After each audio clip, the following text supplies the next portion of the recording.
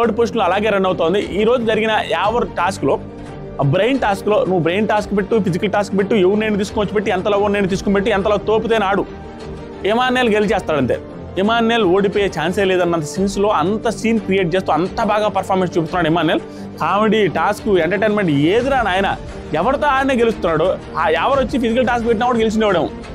So just ఆ task fire అనే సింబల్ని ఎమోజీస్ అదే దాన్ని పజిల్ ఫిల్ చేయాలి, పజిల్ పెట్టాలి. ఆ పజిల్ పెట్టేసాడు, సింపుల్గా పెట్టేసి గెలిచేశాడు. ఎవరితో గెలిచి కంటెండర్ అయిపోయాడు. Second contender, third contender అతనయ్యాడు.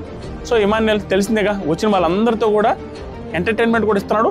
ప్రస్తుతానికి ఈ వారం మొత్తం ఇంపాక్ట్ క్రియేట్ అయ్యేంత సీన్ ఏమైందంటదండి, రీతు చౌదరి గారికి స్టాండ్ తీసుకోవడం. అది 1 డేలోనో 2 డేలోనో ఆ ఇంపాక్ట్ పోయేంత చిన్నది కాదు, చాలా పెద్ద స్టాండ్ తీసుకున్నాడు. నాకు సార్ కూడా బీభత్సంగా అప్రిషియేట్ చేస్తారు. సీరియస్గా నువ్వు తప్పు మాట్లాడుతున్నావు, ఒక ఆడపిల్ల అనేది ఫ్యామిలీ ఆడియన్స్కి భయంకరంగా కనెక్ట్ అయి ఉంటుంది ఇమాన్యుయల్ది. ఆ ఓటింగ్